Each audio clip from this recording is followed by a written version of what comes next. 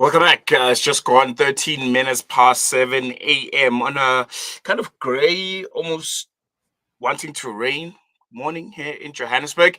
And you're listening to Salam Media, your home of humanitarian journalism. We're going to kickstart the show with a very, very important story. Now, imagine this being told every month that you don't qualify for the very support meant to keep food on your table, even when you do. That's the reality facing thousands of South Africans who qualify for the Social Relief of Distress Grant, the SRD grant, but they're not receiving a single cent. An increasingly digitized application system, unclear rejections, and limited access to appeals are all locking out the very people this grant is meant to be helping and assisting.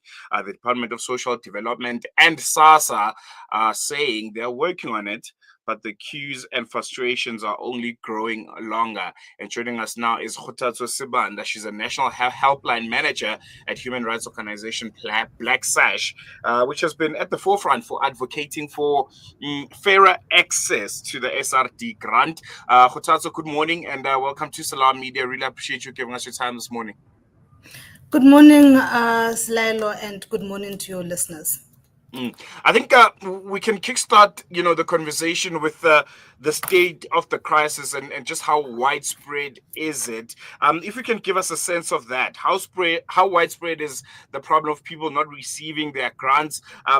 From what you're gathering on the ground, how many people are being excluded from the SRD grant despite qualifying, and what are some of the reasons that are given for them not being able to access, I think, a very, very important support from government? Thank you, Slilo. I think it's quite widespread. There are quite a number of people that the system has excluded them, although they are qualifying for the grant. And this has been happening for quite some time. I think since the inception of the 350, now 370 grant.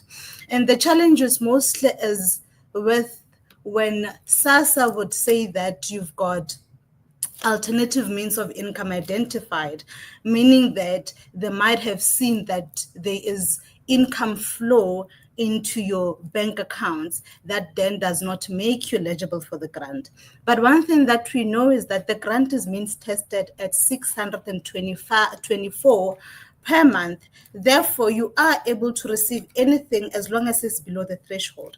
But the biggest challenge is that people would call in complaining that even when they have received a bare minimum of 50 Rand, 100 Rand paid into their bank accounts, they are still declined.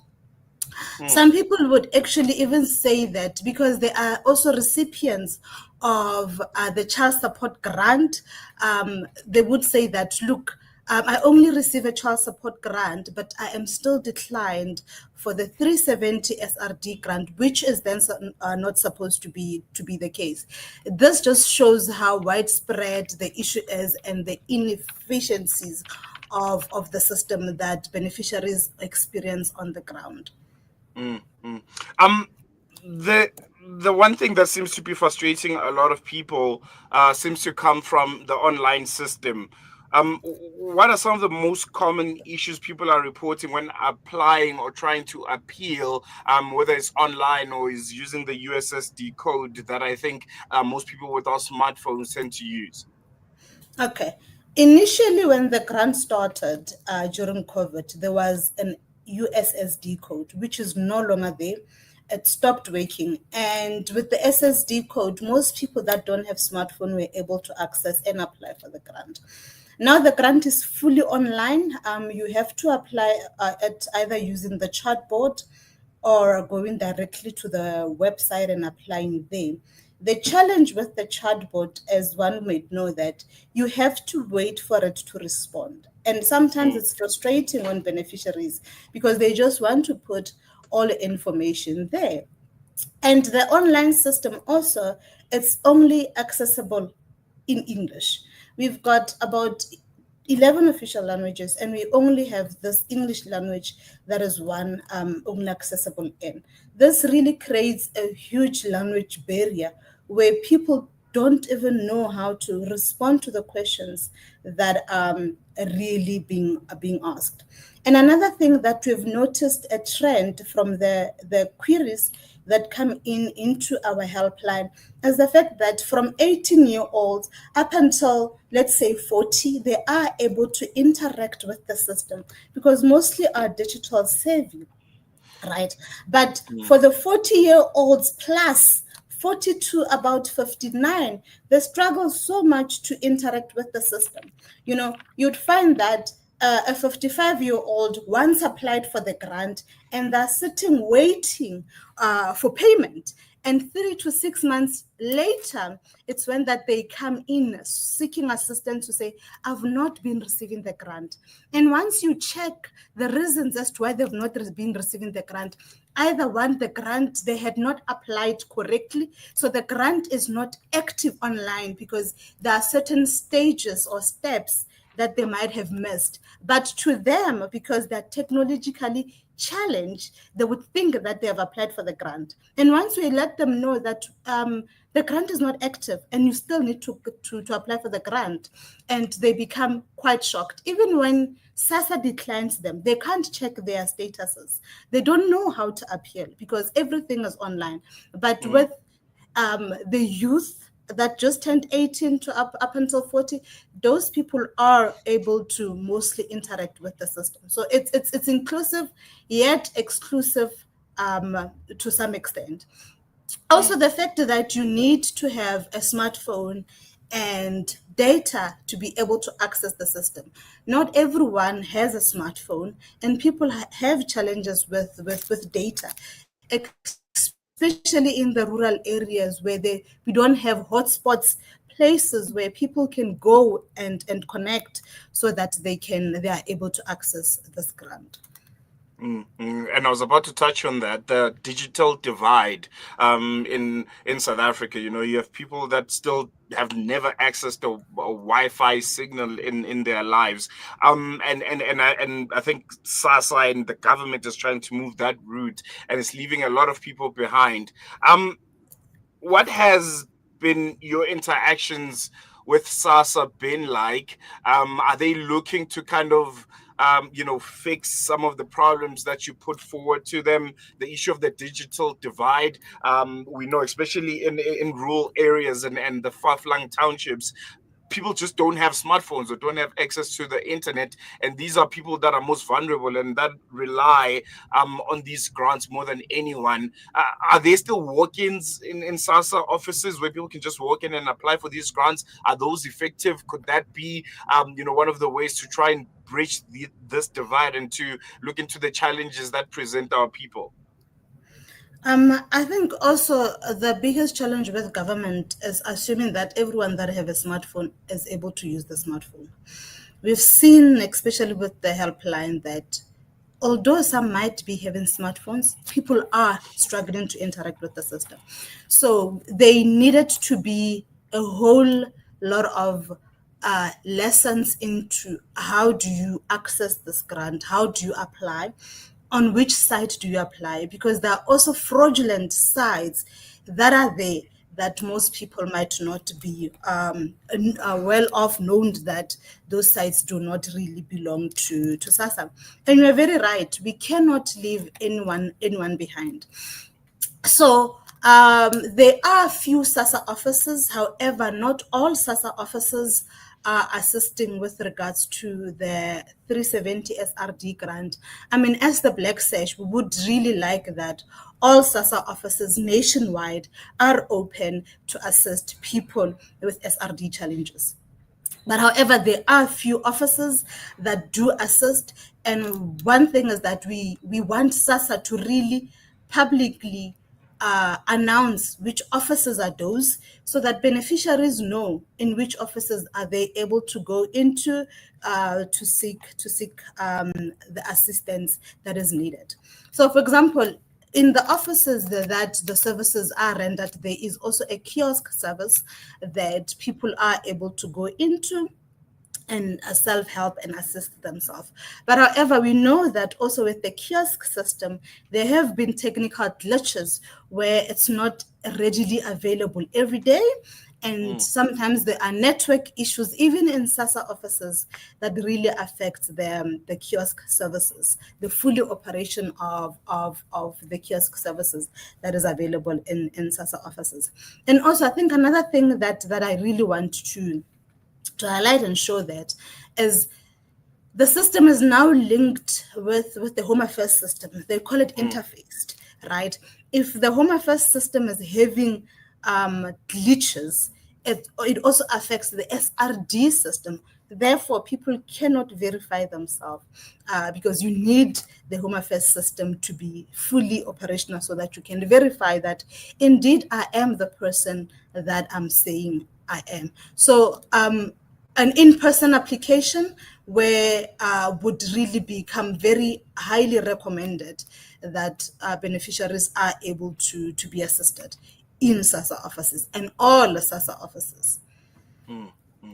Lastly, before I let you go, Kgothatso, let's talk about the work that you guys do there at Black Sash when it comes to assisting people that are struggling with accessing SRD grants, or the child support grants or old age grants. How can they get hold of you? What kind of issues do you assist them with? And yeah. Thank you so much. I think let me start by breaking to say that Black Sash is 70 years old this Yeah. year. So we've been championing and making human rights real for 70 years. So we have a national helpline where people can call in to seek assistance, to seek information on regards to their grants or any other issue that they would really want information on. We are available on WhatsApp. We are available on email and on call. So our telephone numbers is 072 739. That's 072 739. And we have our other secondary number, which is also fully operational. It's 063 610 1865 063 610 1865. They can also get hold of us on all our social media platforms and request to be put in contact with the paralegal that would be able to assist them. So the kind of work that we do, beneficiaries call in seeking via various issues or the challenges that they're facing. We are able to intervene in their cases depending on the type of case that they would bring in. We are able to intervene, be contacting SASSA, that SASSA, look, we are receiving these trends, kindly assist this beneficiaries that we are seeing, and we are also able to indeed capacitate clients so that they really understand. Because one thing also about being a recipient of a social grant is important to know that this is a constitutional right and not a privilege. And that's one thing that we really stress out, that it is your constitutional right, as per the Constitution, Bill of Rights, Section 27(1)(c), that if you can't meet certain basic needs, the government needs to assist you in meeting those needs. So it's not a privilege, and people should not feel that they are privileged. It is their constitutional right to be receiving this social grant. So people are also able to follow us on all our social media platforms in order to really get in touch with us. And I must also say that we do have regional offices where they're able to go onto the ground and offer rights education to a group of community members that might need rights education and information on their rights and responsibilities as citizens. Well, there you have it. I think a really, really wonderful work that you guys are doing for the past 70 years. Yeah, it's a long time. But we're going to do there for now, Kgothatso. Thank you so much for giving us your time. Really appreciate it.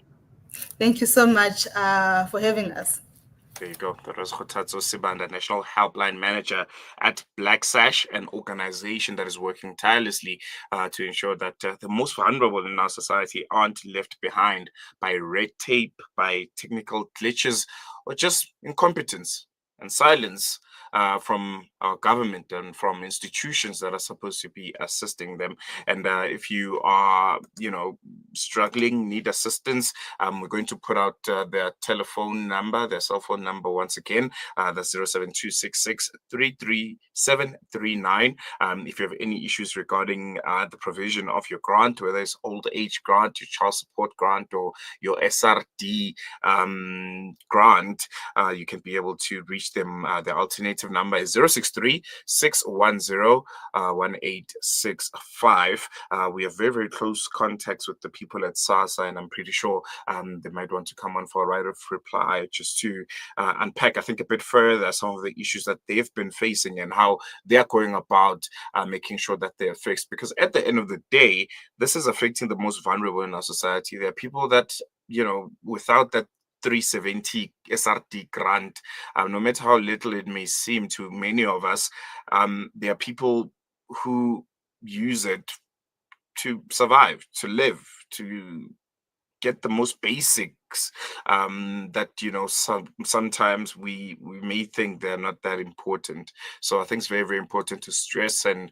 to make sure that this human right, which the government, without anyone asking them to, said we'll be able to make these provisions because we understand and know that there are high levels of unemployment, especially amongst the youth. So we opening up these funds. It's in the national budget each and every year, and South Africans that need it and that need to utilize it should, and we must make sure that that provision is made to them without anyone feeling like, well, this is a privilege and whether you get it or not, it's neither here or there. People that need it should be getting it, and we must put those into account, those that have been placed in those positions, to make sure that people that are vulnerable in our societies, children, old people, unemployed youth, are able to access these grants. We're going to take a quick break. When we come back, News and Views continues.